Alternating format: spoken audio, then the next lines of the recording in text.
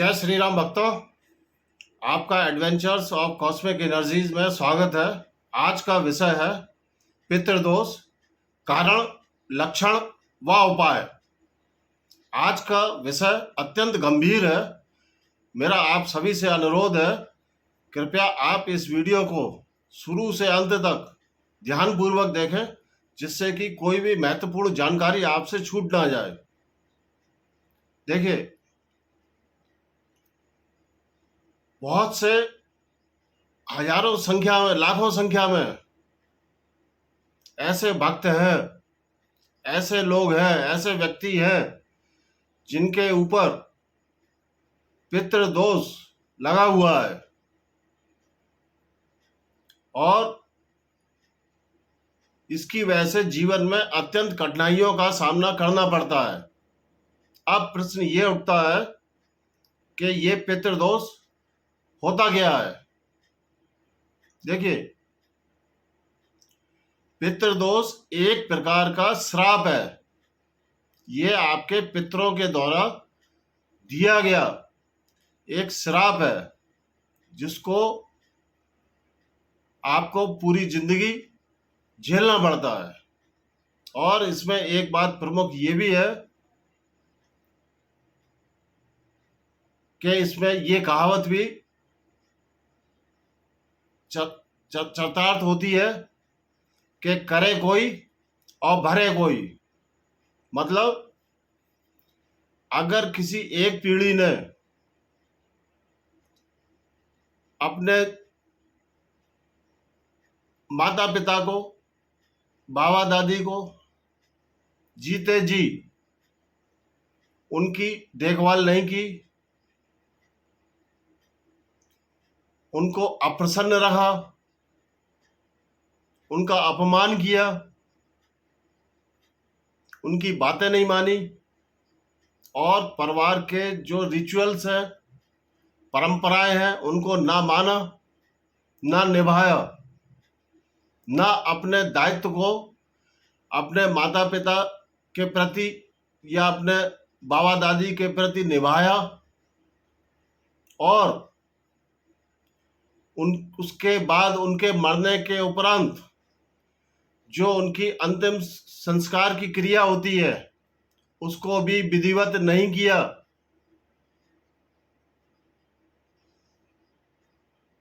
काम चलाऊ तरीके से कर दिया, विधिवत तरीके से नहीं किया, पिंडदान नहीं किया, तर्पण नहीं किया, श्राद्ध नहीं किया,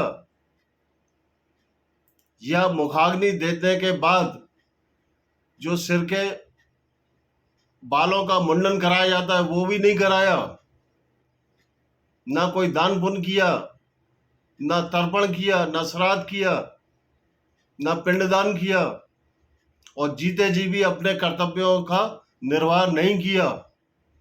तो इस परिस्थिति में अगले आने वाली पीढ़ी जो भी पैदा होती है उसकी जन्म कुंडली में पितृदोष का निर्माण हो जाता है। और ये एक प्रकार से ये संकेत देता है कि आपके घर के बड़े बूढ़े आपसे या आपके माता पिता से प्रसन्न नहीं थे और उन्होंने आपको और आपके माता पिता को श्राप दिया है, जिसकी वजह से पितृदोष का निर्माण होता है। और ये आपके बर्थ चार्ट या जन्म कुंडली में भी स्पष्ट नजर आता है।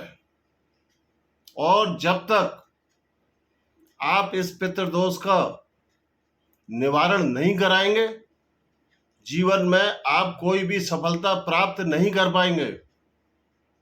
अनेकों अनेक परेशानियां आएंगी। ये तो था कारण कि पितृदोष का निर्माण क्यों और कैसे होता है। इसमें देखा यही गया है, गलती कोई करता है और उसकी सजा कोई दूसरा भुगतता है, मतलब उसके आगे आने वाली पीढ़ी भुगतती है। ये एक अत्यंत खतरनाक योग होता है पितृदोष, जिसकी वजह से जीवन में सब कुछ होते हुए भी कुछ नहीं रह जाता है। व्यक्ति बहुत परेशान हो जाता है। उसके जीवन में कोई कार्य सफल होके नहीं देता है, सब कार्यों में बाधा आती है और पूरी जीवन वो दुखी अवस्था में रहता है। उसके जीवन में सुख नाम की चीज ही नहीं होती है। अब हम बात करते हैं कि ऐसे कौन से लक्षण हैं जिनसे ये आप आसानी से जान सकते हैं, बगैर कुंडली देखे, बगैर बर्थ चार्ट देखे, कि इस व्यक्ति के ऊपर पितृदोष है। नंबर 1, जिस व्यक्ति के ऊपर ये पितृदोष होता है, पूरे जीवन भर उसके इनकम का स्थायी साधन बन ही नहीं पाता है।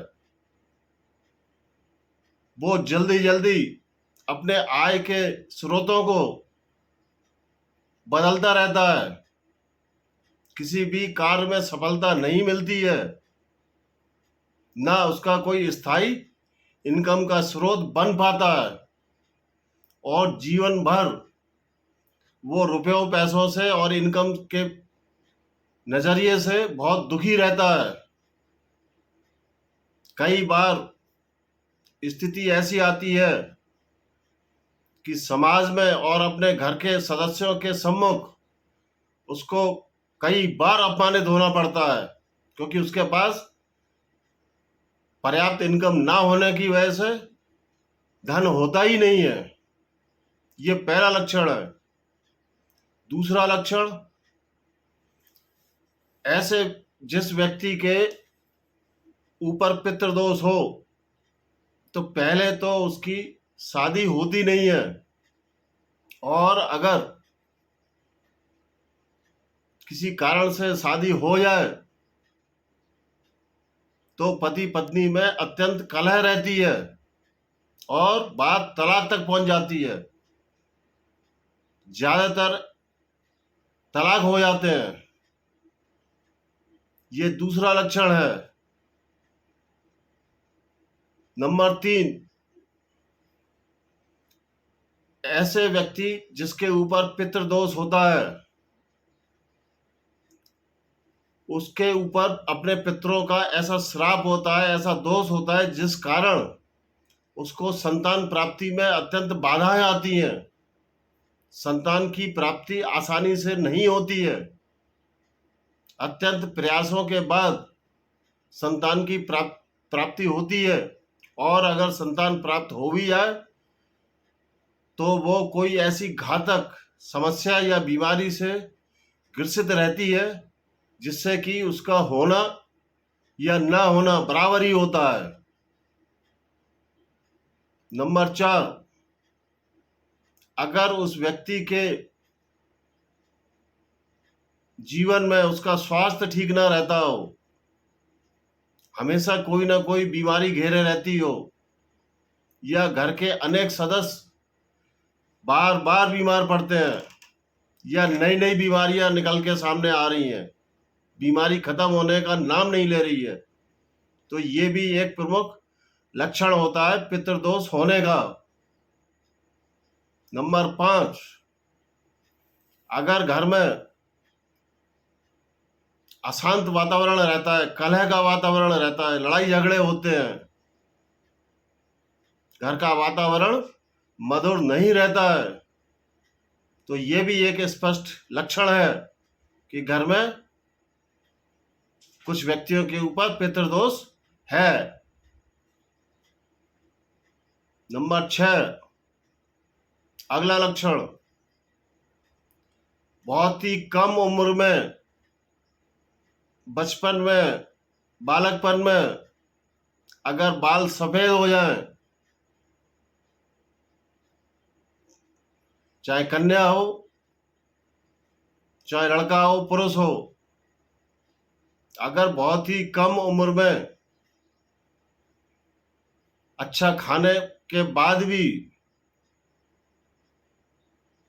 बाल अत्यंत सफेद हो जाएं, अत्यंत मात्रा में, तो ये भी एक ऐसा लक्षण है जिससे कि आप देख के तुरंत पहचान सकते हैं, बता सकते हैं कि इस व्यक्ति के ऊपर पितृदोष है।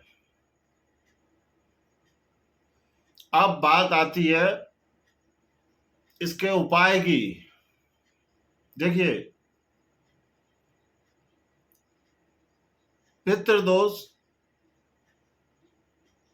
जब भी किसी के ऊपर होता है तो उसके बर्थ चार्ट में या हॉरोस्कोप में, कुंडली में उसका सूर्य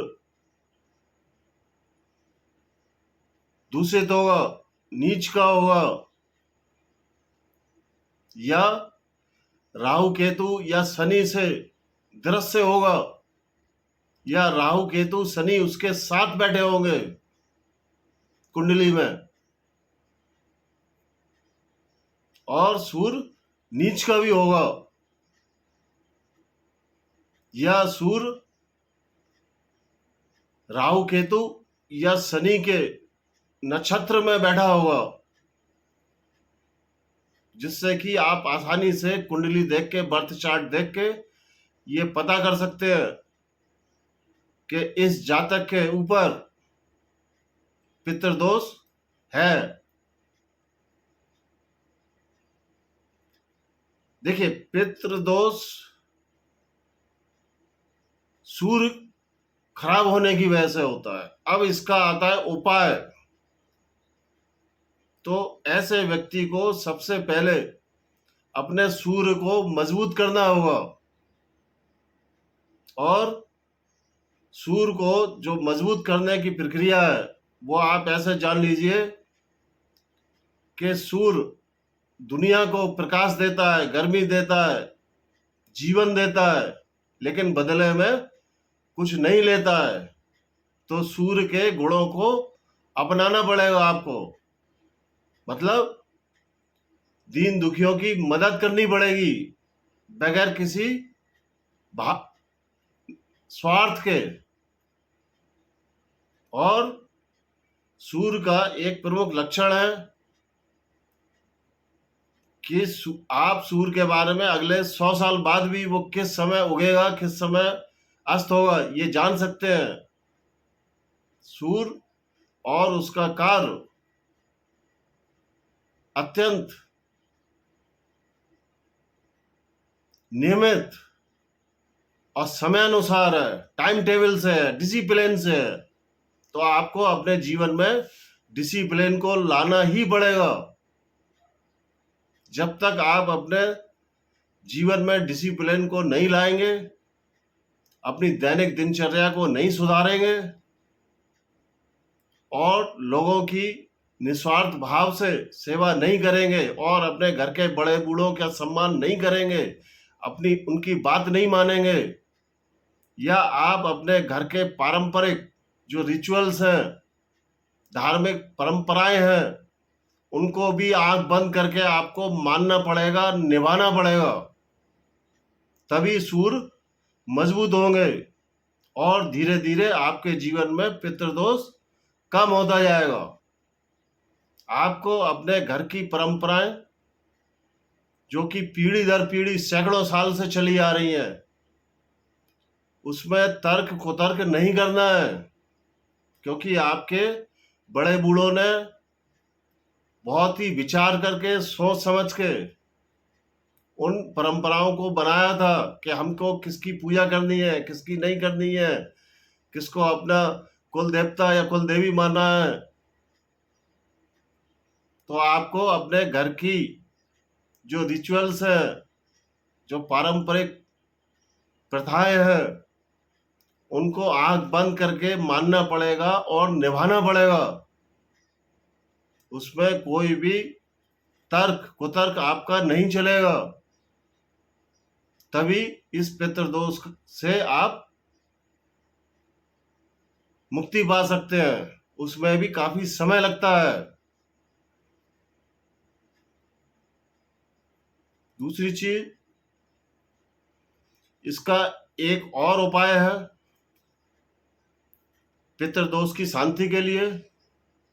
जब श्राद्ध पक्ष आए, कनागत में 15 दिन जो श्राद्धों के होते हैं, उसमें आपको किसी भी दिन या अमावस्या वाले दिन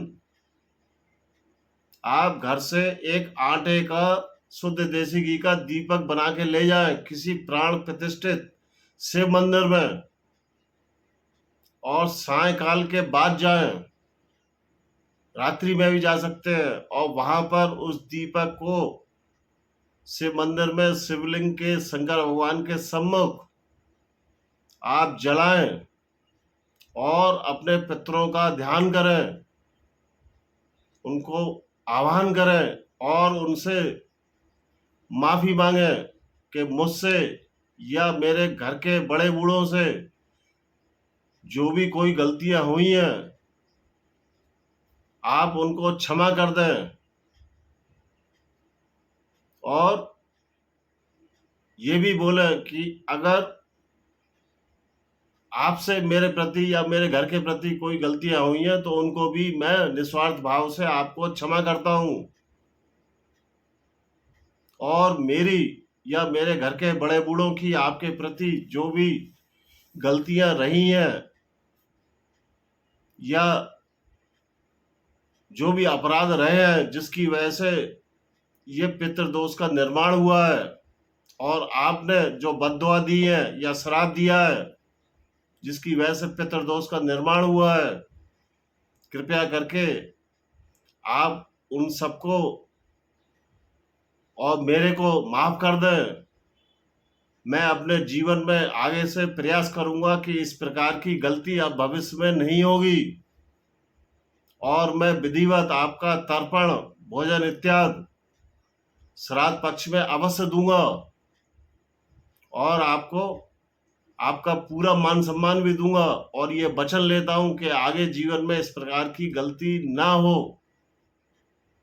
ऐसा बोलकर अंत में आप भगवान शंकर भगवान से आप अपने पितरों की शांति के लिए व मुक्ति के लिए भी प्रार्थना करें सच्चे मन से। उसके उपरांत आप मत्था टेक के घर वापस आ जाएं, और इस प्रक्रिया को प्रत्येक महीने की अमावस्या को भी करें, तब जाके आपका पितृदोष कम से कम 11 महीने में समाप्त होगा। ये एक बहुत ही अचूक उपाय है। इस उपाय से हमने अपने हजारों भक्तों को लाभ पहुंचवाया है और उनके पितृदोषों को समाप्त करवाया है। दूसरा एक उपाय और है कि किसी भी अमावस्या वाले दिन या श्राद्ध पक्ष में आप और आपके घर के प्रत्येक सदस्य कुछ रुपए इत्यादि लें, 500, 1000, 2000, जितनी आपकी क्षमता हो। उसमें घर के सभी सदस्यों का हाथ लगवाएं, सबसे विनती करवाएं कि हम अपने पितृदोष की शांति हेतु प्रार्थना कर रहे हैं अपने पितरों से, और इस धनराशि का उपयोग हम किसी गरीब की मदद करने के लिए करने जा रहे हैं, और उन पैसों से किसी असहाय या गरीब व्यक्ति को खाने का सामान, अनाज इत्यादि आप खरीद के दे दें, या किसी निर्धन कन्या के विवाह इत्यादि में वो राशि आप दे सकते हैं। इससे भी आपके पितृ प्रसन्न होंगे और पितृदोष का जो घातक परिणाम है उसमें बेहद कमी आएगी। ऐसा भी आपको साल में कई बार करना पड़ेगा, तब जाके आपका पितृदोष समाप्त होगा। और अंत में मैं यही कहूंगा कि आप अपने बर्थ चार्ट में सूर्य को मजबूत करें, उनको भी प्रसन्न करें। प्रतिदिन नहा धो के एक लोटा जल उसमें काले तिल डाल के उनको चढ़ाएं, उनका चरण स्पर्श बोलें, उनसे क्षमा याचना करें, और अपने जीवन में डिसिप्लिन को लाएं, दिनचर्या को सही करें, गरीबों की निस्वार्थ मदद करें, घर के बड़े बूढ़ों का और घर के बाहर के भी बड़े बूढ़ों का सम्मान करें, किसी का भी अपमान ना करें। और नित्य पूजा में आप अपने पितरों से क्षमा याचना करें, विनती करें कि आप हमें क्षमा करें और हम जीवन में अब ऐसी गलती नहीं करेंगे। और आपका भोजन, तर्पण, पिंडदान सभी कुछ श्राद्ध पक्षों में हम अवश्य करेंगे। आप अपने दिए हुए श्राप वापस ले लें और आप हमको अपना आशीर्वाद दें। जब आप ऐसा करेंगे तो आप पाएंगे कि बहुत ही जल्दी, कुछ महीनों में, अधिकतम 11 महीने के अंदर आपका पितृदोष समाप्त हो जाएगा और आपके जीवन में प्रत्येक खुशियां आनी शुरू हो जाएंगी। जब तक आपके पितृ नाराज हैं, पितृ आपसे कुपित हैं, ना तो आप अध्यात्म में आगे बढ़ पाएंगे, ना पूजा पाठ में आगे बढ़ पाएंगे, ना व्यापार काम धंधे में आगे बढ़ पाएंगे, ना स्वास्थ्य में आगे बढ़ पाएंगे, ना जीवन की कोई सुख आपको प्राप्त होगा। अगर आपको अपने जीवन को सुखी व धन्य बनाना है, अपने जीवन को आगे बढ़ाना है हर क्षेत्र में, चाहे वो सामाजिक क्षेत्र हो, आध्यात्मिक क्षेत्र हो, स्वास्थ्य का क्षेत्र हो, धन का क्षेत्र हो, किसी भी मान सम्मान का क्षेत्र हो, तो आपको अपने पितरों को मनाना ही पड़ेगा और पितृदोष का निवारण आपको करवाना ही पड़ेगा। अगर आप ये सब करते हैं तो निश्चित मानिए आपका जीवन बहुत ही जल्द धन्य हो जाएगा और आप जीवन में प्रत्येक ऊंचाइयों को बहुत जल्दी प्राप्त करेंगे। मेरा आपसे अनुरोध है कि आपको अगर ये वीडियो पसंद आया हो तो कृपया इस चैनल को सब्सक्राइब अवश्य करें और हमको कमेंट करके बताएं कि आपको अगला वीडियो किस विषय पर चाहिए। आज का ये वीडियो हम यहीं समाप्त करना चाहते हैं। जय श्री राम।